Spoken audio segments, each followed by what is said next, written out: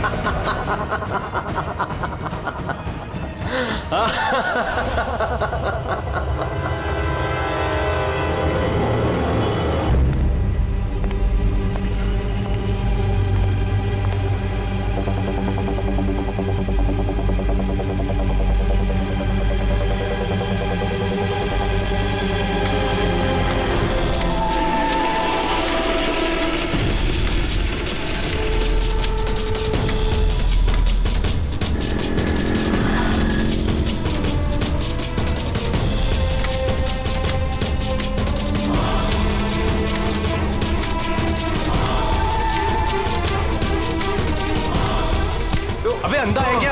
देख के नहीं चल सकता क्या? अंधा ही हूँ भाई। अरे भाई सॉरी, मेरी छड़ी मुझे पता नहीं था। आपको ऐसे नहीं निकलना चाहिए, कहीं चोट लग जाएगी आपको। माफ करिए, पर मुझे ध्यान देना चाहिए। ठीक है, आराम से जाइएगा। जी जी। आप चले जाएंगे या मैं छोड़ के आऊँ? नहीं, मैं चला जाऊंगा। ठीक है, थैंक यू।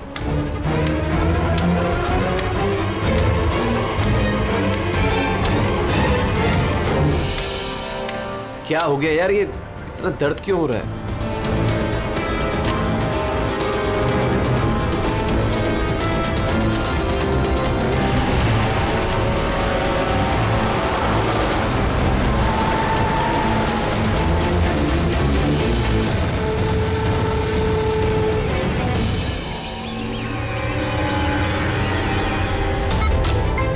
कुछ नहीं होगा रमन, तुम्हें कुछ नहीं होगा। Hold on Raman.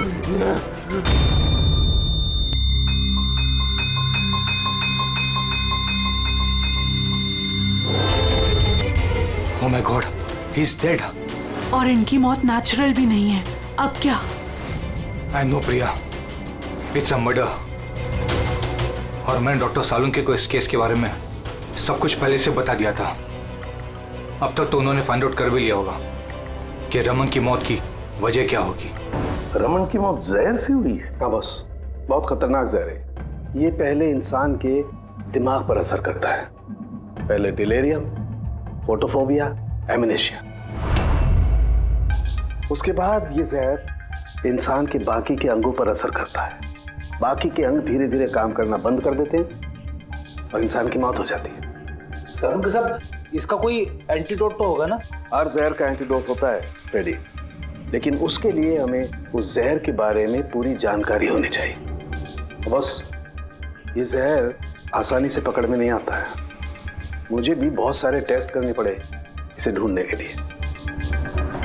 सर, जहर दे के मारना एक अलग बात है, और ऐसा जहर देना जिससे इस तरह तड़प तड़प के मरे, ये जरा चौंकाने वाली बात नहीं लगती?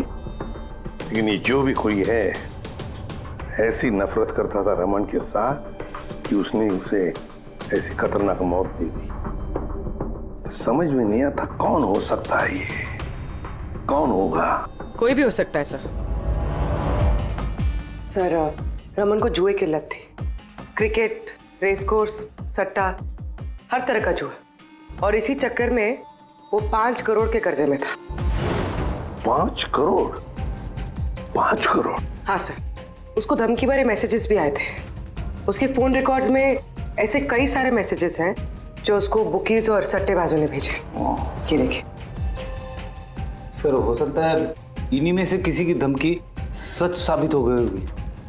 पता नहीं, पर जिस तरह से इसको मारा है सर, लगता तो नहीं है किसी बुकी का काम है। फिर भी इन्हें बुलाना तो पड़ेगा, शायद कुछ पता चल जाए। हाँ। Hello ACP Pradyuman. अच्छा ठीक है। आप रमन का चचेरा भाई हितेन। हितेन, किसी ने रमन का खून कर दिया है। क्या लगता है आपको किसने किया होगा? मुझे नहीं पता सर। बुरे काम का बुरा नतीजा, एक ना एक दिन तो ये सब होना ही था सर। हम किसने किया, कैसे किया, ये तो नहीं पता सर। लेकिन इतने सारे लोगों से दुश्मनी, इतने सारे लोगों का कर्जा, उन्हीं में से किसी ने सर। अच्छा, आपके अलावा परिवार में इनका और कौन? माँ है इसकी, लेकिन अब वो कहाँ पर है ये मुझे नहीं पता। ठीक है हितेन, हमारी इन्वेस्टिगेशन अभी चल रही है, तो बॉडी अभी यहीं रहेगी हमारे पास। आप अपना कॉन्टैक्ट नंबर वहाँ लिखवा दीजिएगा, जरूरत पड़ेगी तो आपको तकलीफ देंगे। जी सर।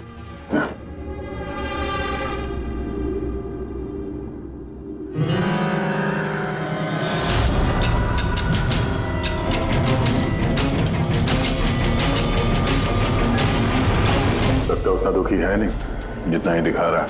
हाँ, बॉडी ले जाने की जल्दी नहीं थी, जैसे ही बोला जाओ तो निकल गया।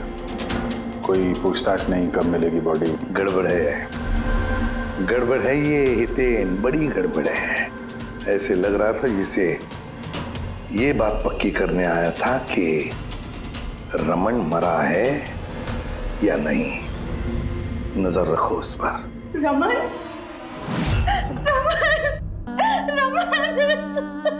मैम, आप बेटा मेरा रमन, माँ मैं इसकी वसुंधरा। बेटा क्या हुआ कि तू आएगा और मुझे घर ले जाएगा एक दिन, पर तू तो इतना दूर चला गया बेटा। तो आप अपने बेटे रमन के साथ नहीं रहती थी? जी नहीं सर। आप? सर मेरा नाम मदन है। भगवान, मुझे क्यों बिठा रखा यहाँ पे? उठा लेता मुझे ही। संभालो अपने आप को। और कितना रोग इस नालायक के लिए, इसको अपनी करनी की सजा मिली है। नहीं बेटा, ऐसा मत कहो। चाहे जैसा भी था, बेटा था मेरा। क्यों, ऐसा क्या किया था इसने इनके साथ? इन्हें अपने ही घर से बाहर निकाल दिया, सड़क पर छोड़ दिया अकेले। ऐसा क्यों? बोला माँ बहुत कर्जा है, घर बेचना पड़ेगा और मेरा खर्चा भी नहीं उठा सकता, इसीलिए मुझे छोड़ दिया। और फिर क्या करती सर, ठीक से दिखाई नहीं देता, कहाँ जाती मैं? पड़ी रही फुटपाथ पे, भूखी प्यासी, बेघर बेसहारा। फिर शायद भगवान को दया आ गई और उसने उस फरिश्ते को भेज दिया। उसका चेहरा तो नहीं देखा मैंने, लेकिन उसने मुझे अपने साथ चलने के लिए कहा और मैं चली गई। एक बड़ा आदमी मुझे इसके पास ले गया। सर, दरअसल मेरी एक संस्था है, संयुक्त वृद्धाश्रम। हम वहाँ पर कोशिश करते हैं कि इन जैसे बुजुर्गों को घर जैसा प्यार और सम्मान मिल सके। माँ जी मुझे वृद्धाश्रम के गेट पर मिली थी एक चिट्ठी के साथ, जिसमें लिखा था कि इनका ख्याल रखना। बस उसी दिन से संयुक्त वृद्धाश्रम इनका घर बन गया। आज सुबह लैंडलाइन पे फोन आया कि इनके बेटे की मौत हो गई है। बस इनसे रहा ही नहीं किया। माँ है ना। मेरी आपसे विनती है, इसके कातिलों को छोड़ना मत सर, जरूर सजा दिलवाना सर, जरूर सजा दिलवाना। देखिए माँ जी, मैं आपसे वादा करता हूँ हम रमन के कातिल को नहीं छोड़ेंगे, उसे कड़ी से कड़ी सजा दिलवाएंगे। आप प्लीज चिंता मत कीजिए। थोड़ा ख्याल रखिए अपना। मदन, इनका ख्याल रखना। और एक बात, किसी भी चीज की आप लोगों को जरूरत पड़े तो हमें जरूर याद करना। कमाल है। तारिका, हॉस्पिटल के डॉक्टर्स की रिपोर्ट के हिसाब से इसकी जांघ पर ये जो निशान है ना, ये या तो किसी एलर्जी का है या फिर किसी जहरीले कीड़े मकोड़े के डंक का निशान है।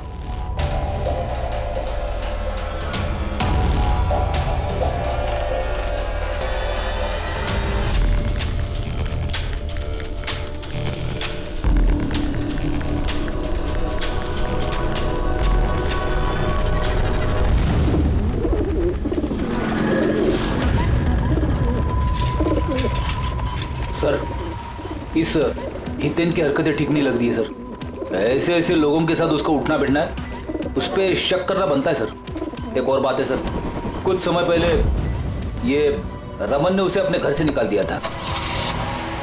अब रमन के मरने के बाद वो उसकी प्रॉपर्टी हड़प करने की कोशिश कर रहा है सर। सर एक मिनट, यहाँ आएंगे प्लीज।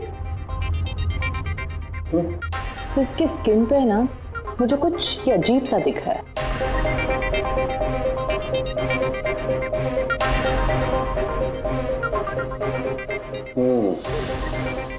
तारिका, ये जो अजीब सी चीज है ना, दरअसल ये पैराफिन है। पैराफिन? मोम। अरे तो इसका मतलब वो जहर इसके थाई में नहीं इंजेक्ट किया गया? किया गया। वो जहर इसकी थाई में ही इंजेक्ट किया। तो फिर ये मोम कहाँ से आया? मोम कहाँ से आया? तारिका, यहाँ से खूनी ने जहर इंजेक्ट किया।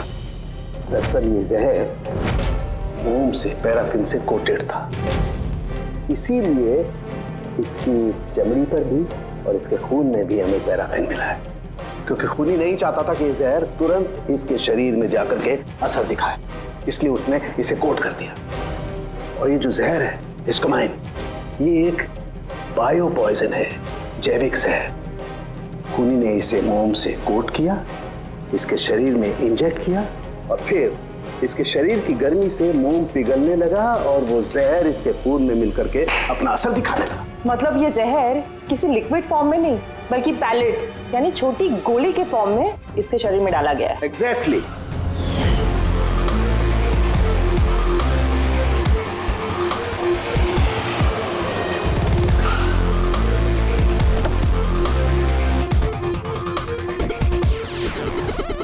ये है वो कंस्ट्रक्शन साइट जहाँ पे रमन इंजीनियर था। उसके कोलीग बता रहे थे कि यहाँ से निकलने के बाद उसको कुछ पैर में तकलीफ हुई है। लेकिन यहाँ पे जो वर्कर्स काम करते हैं उन लोगों ने बताया कि जब तक वो कंस्ट्रक्शन साइट में था तब तक तो वो ठीक था। इसका मतलब जो भी हुआ कंस्ट्रक्शन साइट से बाहर आने के बाद हुआ, तो यहीं पे हुआ होगा। यहाँ पे तो आसपास पता करते हैं, शायद किसी ने कुछ देखा। सर आप लोग चलिए, मैं जरा चाय पी के आता हूँ। मतलब चाय वाले से पूछ के आता हूँ, कुछ देखा है क्या? अभिजीत, ये बच्ची कंस्ट्रक्शन साइट के सामने अखबार बेच रही है, पूछते हैं उससे।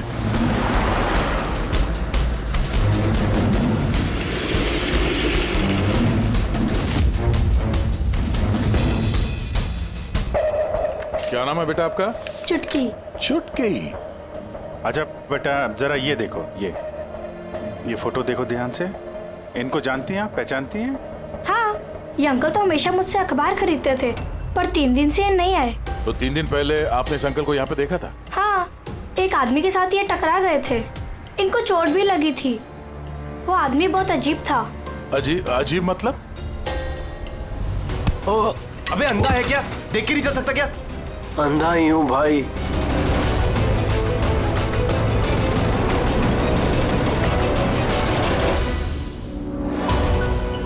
क्या हो गया यार? दर्द क्यों हो रहा है?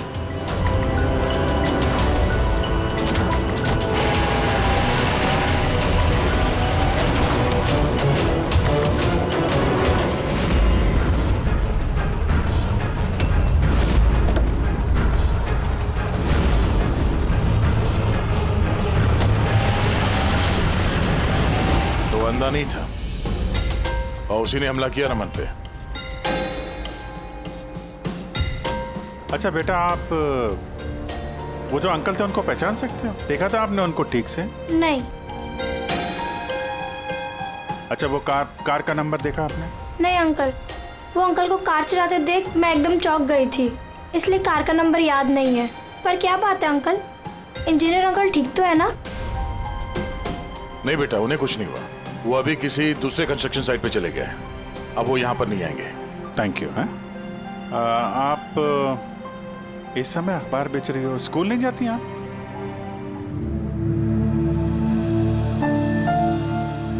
क्या बात है, हैं? स्कूल तो जाना चाहिए।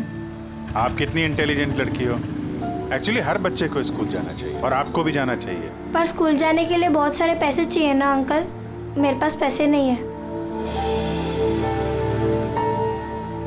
बेटा, अगर आपको पैसे ना देना पड़े तो आप स्कूल जाएंगी? हाँ अंकल, जरूर जाऊंगी, मुझे पढ़ना है।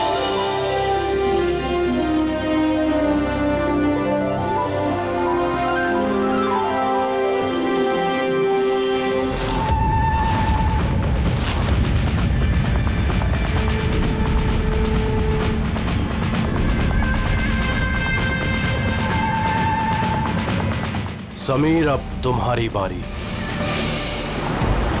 हाँ बोलो। हाँ यार, तुम्हें एक बार में समझ में नहीं आता है। देखो, मैंने तुम्हें पहले भी कह दिया है कि तुम कुछ भी कर लो, मैं इस खंडहर के लिए एक कौड़ी भी खर्च नहीं करने वाला।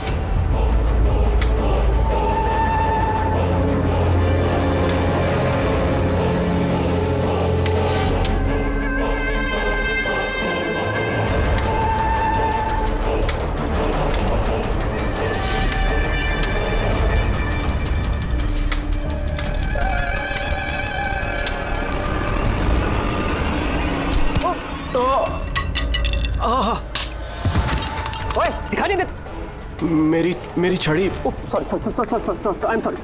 मेरी छड़ी। सॉरी। अब आपको कहीं लगी तो नहीं? आप ठीक है ना? मैं आपको कहीं ड्रॉप कर दूं?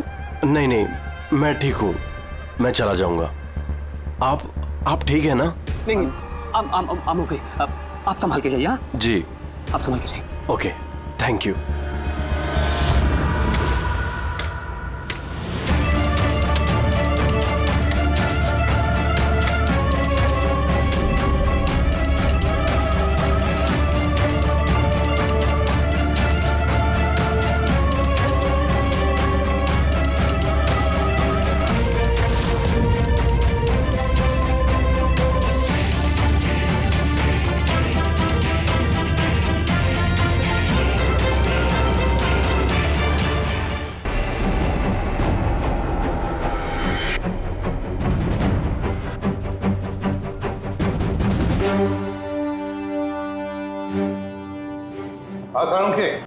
इस आदमी को जो जहर दिया गया ना, वो भी किसी पौधे से ही बनाया गया है।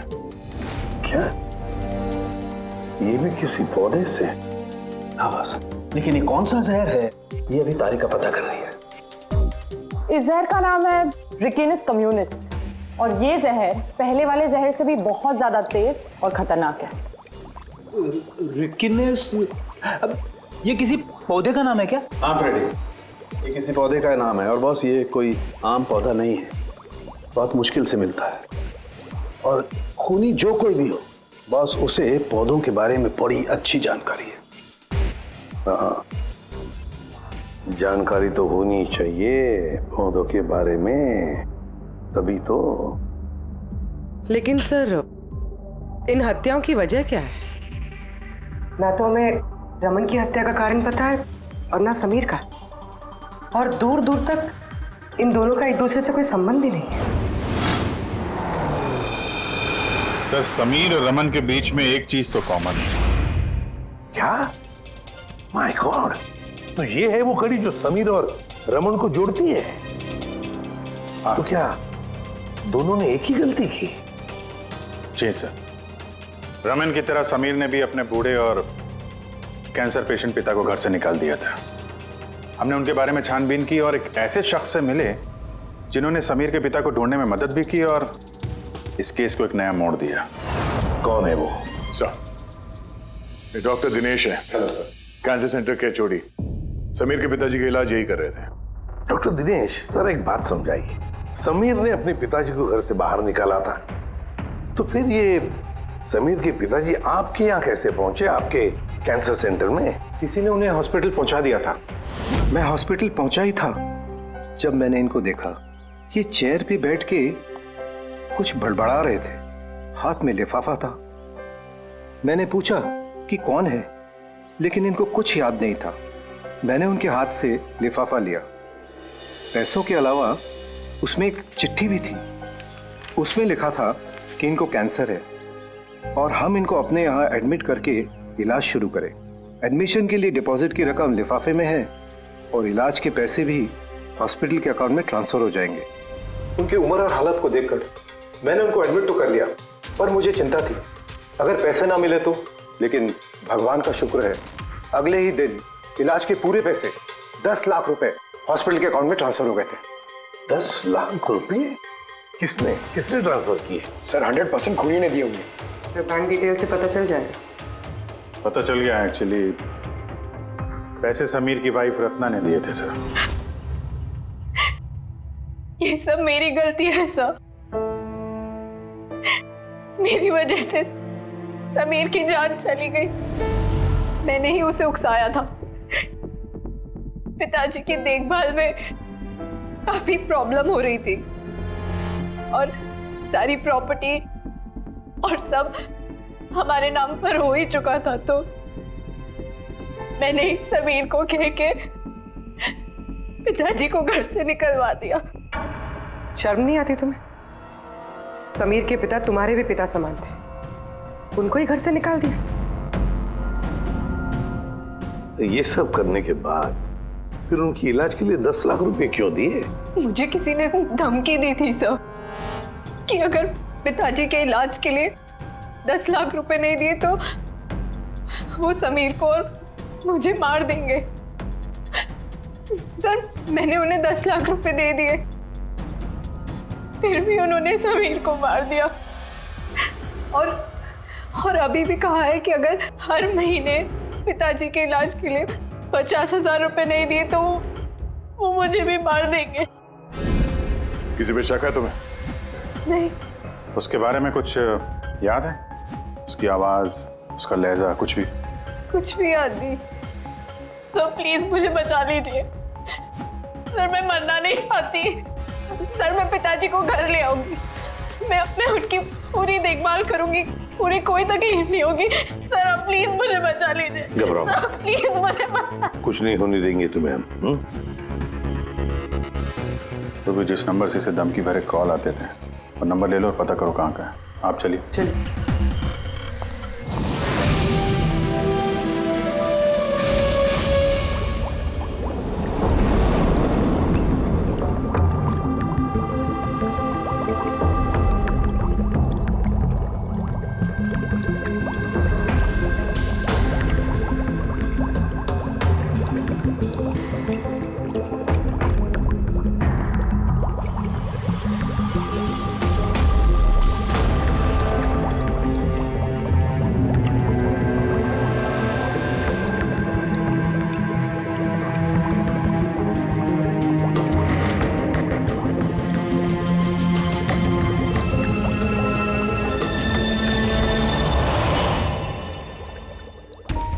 सर हमने इतने सारे एंटीडोट्स बना लिए, लेकिन इसकी क्या गारंटी है कि खूनी इन्हीं में से किसी जहर का इस्तेमाल करेगा?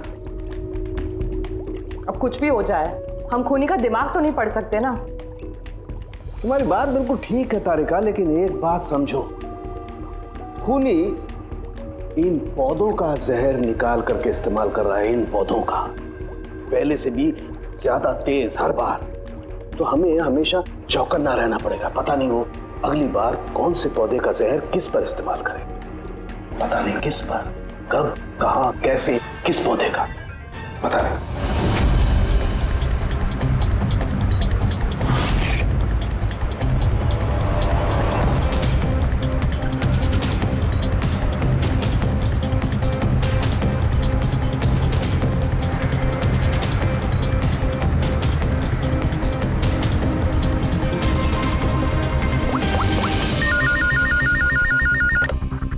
हेलो। हाँ पूर्वी बताओ।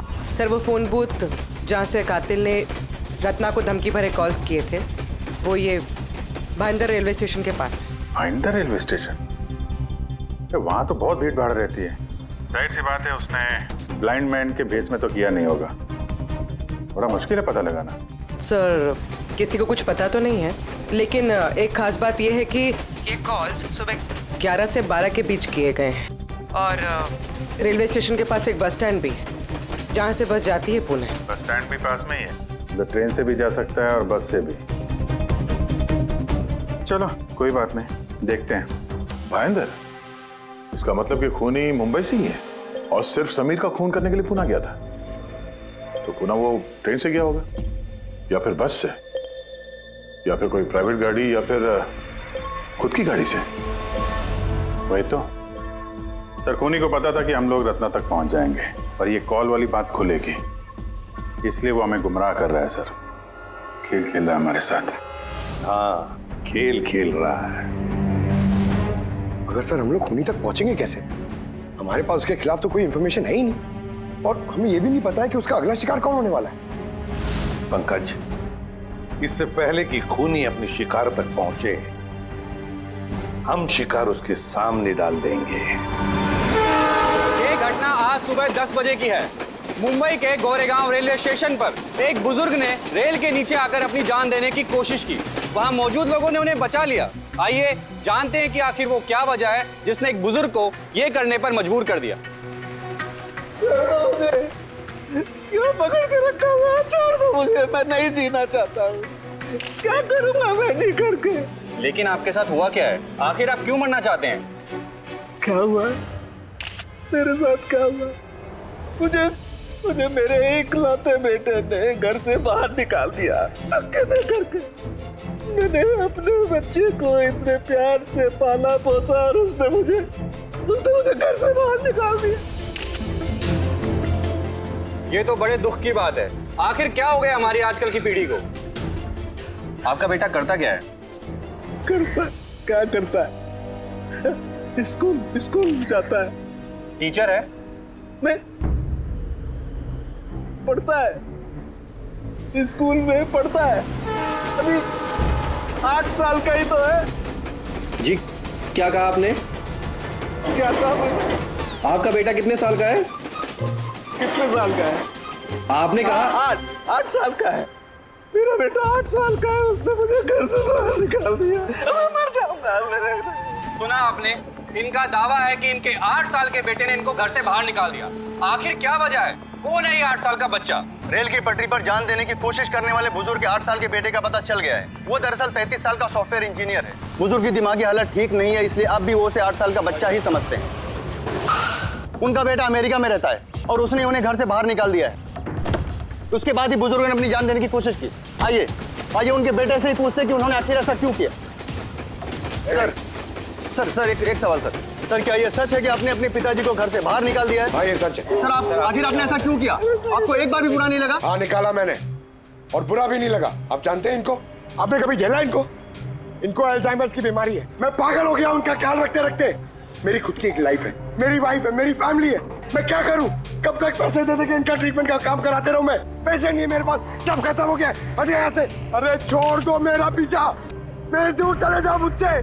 परेशान हो गया आपसे मैं। ये तमाशा देखो खड़ा कर दिया। खुश हो गए? चले जाओ मुझे छोड़ के यार। सर कभी आप भी तो छोटे थे ना। इन्होंने आपको पाल पोस के बड़ा किया, इस लायक बनाया और आपने इन्हें घर से ही बाहर निकाल दिया। तुमको बहुत प्यार आ रहा है? हाँ जा अडॉप्ट कर ले जाके। दिमाग खराब मत करो मेरा। तुमको जो करना था ना तुमने आके कर लिया बवाल खड़ा। प्यार भी मिल गई ना तुमको, पैसे कमा लिए ना। हटो यहाँ से। तो देखा आपने कि किस तरह एक लड़के ने अपने बाप को घर से बाहर निकाल दिया। अब ये बेचारे बुजुर्ग कहाँ जाएंगे, किसके साथ रह जाएंगे? इन्होंने अपनी सारी पूंजी अपने लड़के पे लगा दी और आज इनके लड़के ने इनको घर से ही बाहर निकाल दिया।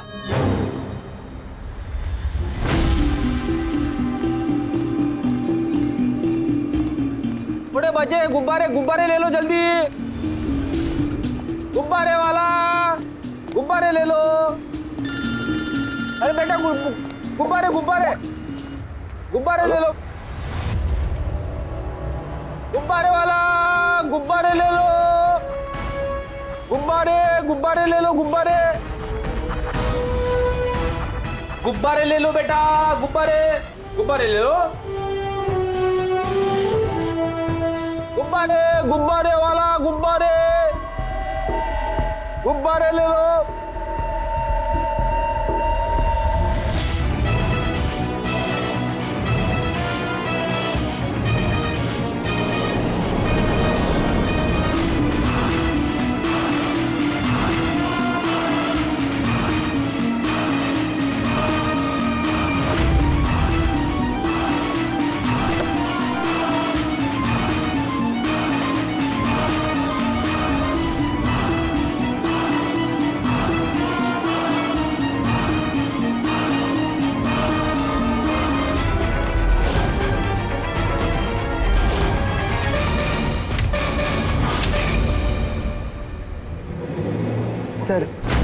सर एक अंधा बिल्डिंग की तरफ आ रहा है।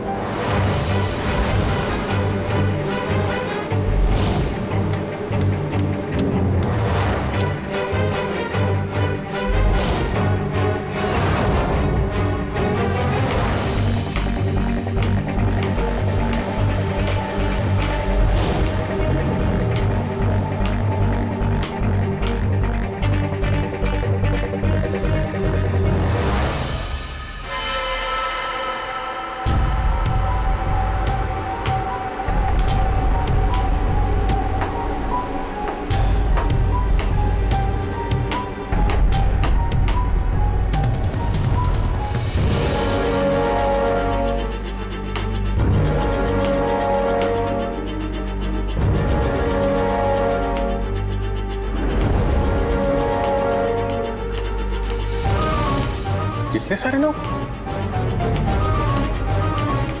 सर, इतने सारे अंधे एक साथ? हमने तो एक सोचा था, यहाँ तो 8-10 निकले। लगता है ये कोई चाल है। आप लोगों को जाना कहाँ है? एक मिनट आप लोग रुकिए। एक मिनट, यहाँ कैसे आ गए आप लोग? आइए। ये आप सब कहाँ हैं आप लोग? यहाँ क्या बात है? क्या हुआ? यहाँ आंखों का फ्री चेकअप होने वाला है। संपत है आप? संपत? उसने ही बुलाया था हम लोगों को। देखिए, यहाँ पे ऐसा कोई शिविर नहीं है। कौन संपत कौन है? किसने बुलाया आपको? उसने ही तो बुलाया था यहाँ।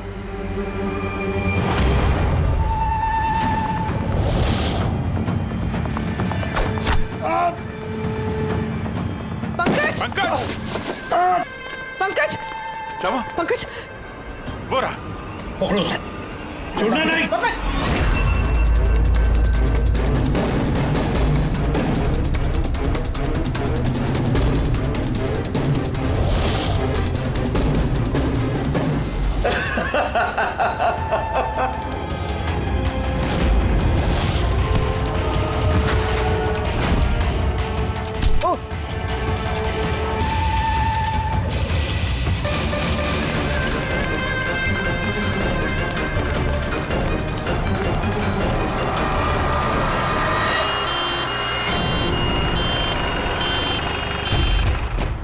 आजा, जल्दी आजा।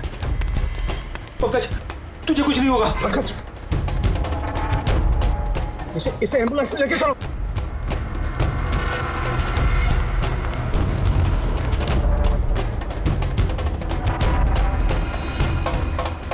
पंकज, पंकज, तुझे कुछ नहीं होगा। पंकज, तारिका, ये लो, इससे जहर का पता करो। अगर जहर का पता नहीं चला तो हम एंटीडोट नहीं दे पाएंगे। मेरी बात सुन रहे हो तुम? सुना नहीं है पंकज, आंखें बंद मत होने देना। आदेश, हमारे पास इसका एंटीडोट हो, वरना हमें इसे हॉस्पिटल ले जाना पड़ेगा। एंड आई एम श्योर ये वाला जहर पहले वाले जहर से बहुत ज्यादा स्ट्रॉन्ग है। तारिका, एक काम करो, नेशनल बायो सेंटर को फोन करो और उसे लाइन पर रखो।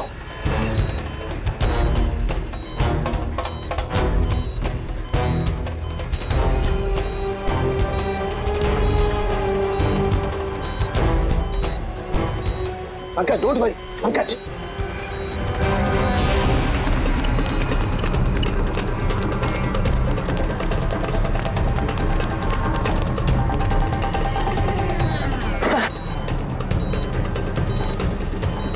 ओह माय गॉड, ये नहीं हो सकता है। और सूत्र तो जहर ही बदल दिया। लेकिन सर हमारे पास इतने सारे एंटीडोट्स है, कोई ना कोई तो काम करेगा ना। कोई काम नहीं करेगा बॉस, ये पौधे का जहर ही नहीं है, उसने जहर बिल्कुल बदल दिया है। अब क्या होगा सारुण के? करना कुछ यार। पंकज की ब्रीदिंग, सब ठीक हो जाएगा। हाँ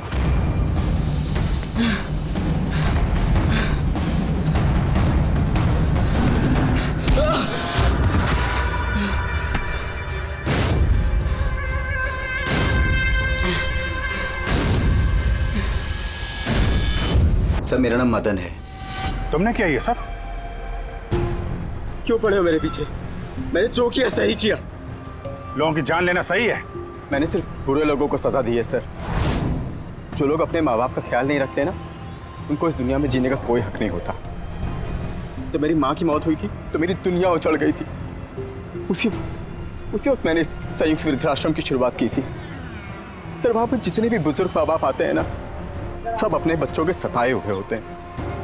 ये देखकर मेरा खून खौल जाता है। मैंने उसी वक्त ये फैसला किया था कि मैं इन सबको सबक सिखाऊंगा, इसीलिए मैं मार देता हूं इनको। क्या गलत किया मैं? सर कुछ करो सर। कुछ नहीं कर सकते जब तक उस जहर का कंपोजिशन नहीं पता लगेगा फ्रेडी, हम कुछ भी नहीं कर सकते। अगर इसे गलत एंटीडोट दे दिया तो ज्यादा खतरनाक होगा यार। सर पंकज की हालत तो बिगड़ती जा रही है। सर पल्स गिर रही है, हॉस्पिटल ले जाना पड़ेगा। हॉस्पिटल जाके कुछ नहीं होगा, हमारे पास इतना वक्त नहीं है तो वहां जाकर टेस्ट करें। मुझे इस जहर का नाम चाहिए यार। पंकज। हेलो।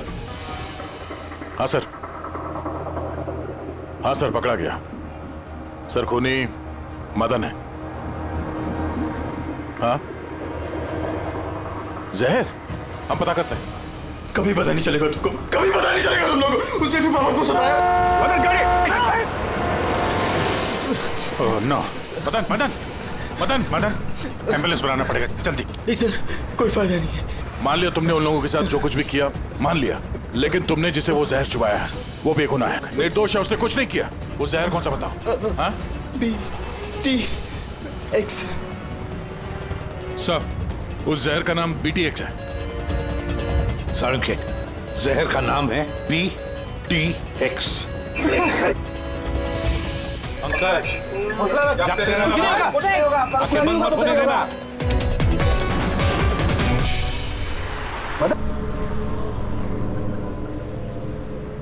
बस हो गया you'll be all right। बस अब पंकज को कुछ नहीं हो सकता है, कुछ भी नहीं। Welcome my boy. घबराओ मत, कुछ नहीं होगा तुम्हें। तुम आदमी अच्छे थे मदन, लेकिन तुमने जो किया वो सही नहीं था। ये तो चला गया अभिजीत, पर चाहे कुछ भी हो जाए, इसका वो वृद्धाश्रम बंद नहीं होने देंगे।